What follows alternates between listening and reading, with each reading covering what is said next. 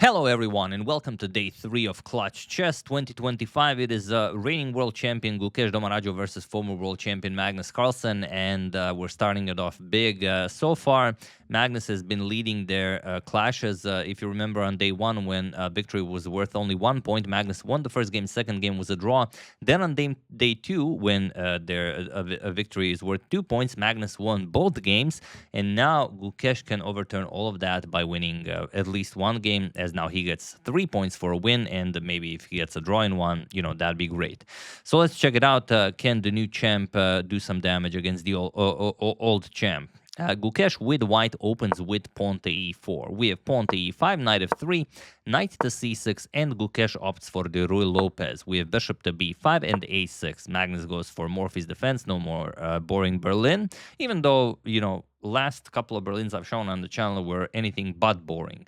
But okay, bishop to e4, that's sort of the reputation it has, so everyone says it, but, everyone finds new poison these days.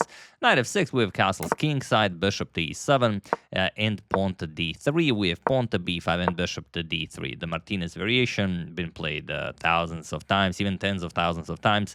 So nothing new here. We will follow known theory for some 15 moves. Castles, rook e1, pawn to d6, pawn to c3, and bishop to b7. I think every person watching this channel already knows all of these moves. You can even see them in your dreams. Knight b to d2, we have pawn to h6. Again, nothing new here. We have knight to f1, shifting the knight over to g3. Rook to e8 and knight to g3. We have bishop to f8 by Magnus and pawn to d4, striking in the center, creating a very strong center.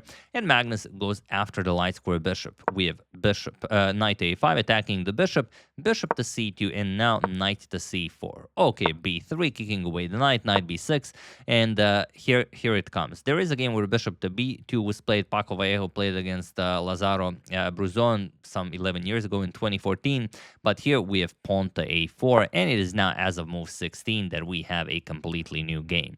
So let's see where this new territory brings us. We have b captures on a4 by Magnus, b captures and pawn to a5, not allowing pawn to a5 to dislodge the knight, and the bishop to d3. Okay, now the bishop might be eyeing that b5 square. We have queen to c8, preparing bishop to a6 and pawn to d5. So now the dark square bishop on b7 isn't all that useful. It's time to shift it away, but not right away. First, Magnus plays pawn to c6, and now we have bishop to e3, attacking the undefended knight on b6, and even the great Magnus can overlook something. He plays knight bd7, but and I mean, it's an automatic response to your knight being attacked. But there is something here, and it's not easy to spot. So I will show it to you. As I say, I can never pause you from. I can never stop you from pausing the video. But if you want, you can always do it. The idea is c captures on d5, and now you're wondering, okay, so we're down a piece. What's the point? The point is, after d captures on e4, knight captures, you're going to play bishop captures on e4, and after bishop captures and knight captures, rook captures. Again, what's the point? We're down a full knight. Well, no, not really. Look at this. You're going to play queen to b7, attack the bishop, attack the rook. You're going to win back your bishop and just enjoy a better position with extra material. So that is the way to do it. But yeah, doesn't look like it's really there. So okay, knight bd7 by Magnus. We have pawn to c4. Gukesh improving his center. Bishop to a6 and pawn to h3. We have rook to b8 and queen to e2, nicely developing the queen, connecting rooks, also stopping rook b2. So a good square for the queen. We have knight c5 by Magnus, and the bishop captures on c5. This ensures the creation of the pass the d pawn. D captures, and now queen to c2. Okay, what can Magnus do here? Well, he's the one who chooses when to sort of resolve the tension in the center. But first, rook to b4. He says, your pieces aren't all that great. You have a lot of light square pawns here, and the bishop here is, for the moment, pretending to be a pawn. We have bishop back to f1, pawn to g6, preparing to bring the bishop to g7, or maybe h5 and then bishop to h6. Rook e to d1, and now you could capture right away. Magnus first tries to bring the other rook into the game, plays queen c7, rook to d2, and now c captures on d5. We have c captures on d5 and pawn to c4. Magnus creates a passed c pawn, and Gukesh has the passed d pawn. We have queen to c1 and rook to c8. preparing to advance the past c-pawn, but for the moment it would be maybe a little bit difficult. Okay, you do have some pressure on the rook, but that bishop on a6 is unguarded, so you have to be mindful of that. So immediately rook c2, so you don't run into c3, and bishop to g7 by Magnus. We have pawn to h4, pawn to h5, and rook to a3, preparing to triple up on the c-file. Knight to g4, now putting pressure on f2, preparing to attack it with queen a7 or queen to b6, and rook a to c3. We have queen to b6, putting pressure on the f2 pawn, and okay, for the moment it's defended, but, chess is all about for the moment. We have queen to d2, bishop to h6, trying to get the queen out of defending the f2 pawn. We have queen to e2, and now bishop to f4. Okay, we have knight to h1. You don't want to allow bishop captures on g3 to mess up your pawn structure, but even if you could, you wouldn't, because the f-pawn is pinned. So rook to b3, Magnus just offers a rook trade and prepares queen b4. Again, it's easy to spot a winning idea when you constantly think about the b4 square, and as you've seen in Magnus's games, not a single game can pass without him employing some idea around the b4 square.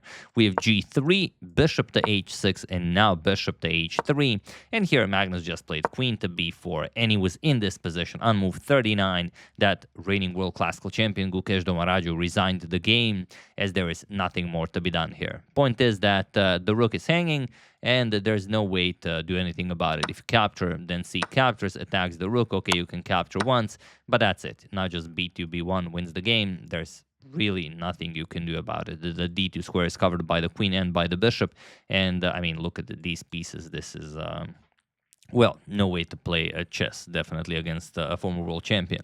Which brings us to the next game. So Magnus was leading the tournament, beats Gukesh, gets 3 full points, and now Gukesh has to play him with Magnus having the white pieces. So let's see what happened in this one, as this one is even more powerful. Magnus opts for pawn to e4. We have pawn to e5, knight f3, knight to c6, and again bishop to b5. Magnus also goes for the Ruy Lopez.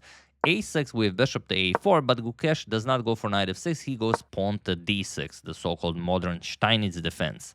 And usually it is met by c3, it is by far the most played move, but Magnus plays pawn to c4. This is the 5th most popular and rarely seen in Grandmaster practice. We have bishop to g4, knight to c3, and knight to f6. We have pawn to h3, and Gukesh even gives up the bishop pair. Bishop captures, queen captures, we have knight to d7, knight to e2, and now pawn to g6. And there are some games where pawn to d3 was played. Magnus goes pawn to h4. He says, all right, castle kingside, I dare you. h5 is coming. What do you play here? And it's not that Magnus has all of this, prepared to just throw out immediately. He did burn some time. He has even less time on the clock than Gukesh. So let's see how the game continues. We have pawn to h5, pawn to d3, and now knight to c5. And you could go back, but going back looks weird. Knight b4 attacks the bishop with pressure on d3. So instead, after knight c5, Magnus just captures on c6. Bishop captures, we have b captures, and now pawn to d4. Okay, captures, bishop to g7. Seems like all of Gukesh's pieces are coming alive. Knight captures on c6, Magnus grabs a pawn, and queen to d7. We have pawn to e5, defending the knight, and get this, queen to g4. Gukesh down a pawn, offers a queen trade, but it would be ill-advised to capture, because if you capture, how do you continue this? Let's say he captures on d6, he captures, it's very hard for white to find a useful move. The knight is excellently placed, the bishop is a monster, the rook can attack the knight, later on you can employ it on the b file. For example, castle's kingside, already king d7, and you can resign. The knight doesn't really have any squares. If you go to b4, then even rook captures on h4, rook to h8, rook to h1, checkmate. So you could easily lose this if you trade queens here. Magnus realizes this, he goes queen to d5. He even spends a minute and a half deciding on this. And okay, Gukesh castles kingside, Magnus castles kingside, and this is another, beautiful moment. Maybe influenced a little bit by Gukesh losing the previous game, but you could just continue the game. Like, you bring the rook into the game, okay, we continue. But Gukesh says, no, who are you to offer a pawn like this? I'm capturing that pawn. And Magnus says, okay, you do that. E captures on d6, c captures, and bishop to g5. Attacks the queen and prepares bishop e7 to go after the rook and the d6 pawn. So Gukesh once again offers a queen trade and bishop to e7. Now, you can't really trade right away. If you trade right away, you're going to lose that d6 pawn for nothing.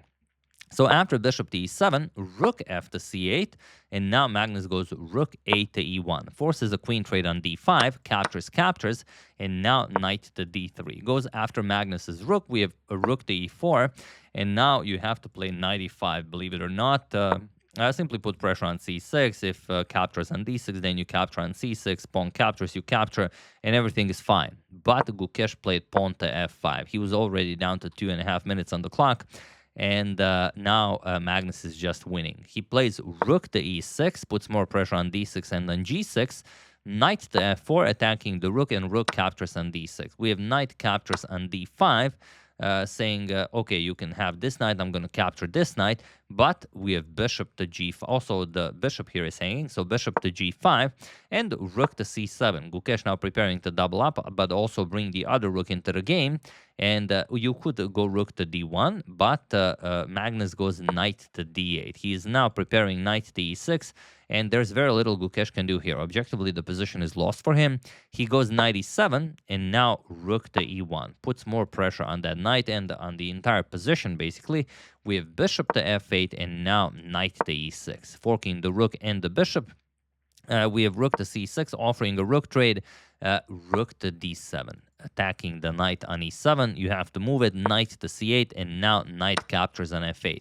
And the knight cannot be captured. If you capture it, then it's right into checkmate, bishop to h6 check, the rook covers e8, so you have to go to g8, and rook to e8 will be checkmate.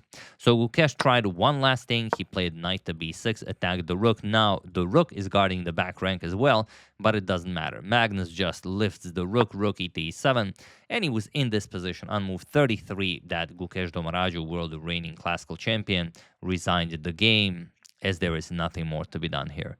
Other than capturing the rook, I mean, you're already down a piece, so you might as well capture it. Knight captures on d7, and there's no defense here. Whatever you play, let's say rook a to c8, there's knight f6 check, and once the king moves, look at this, rook d7.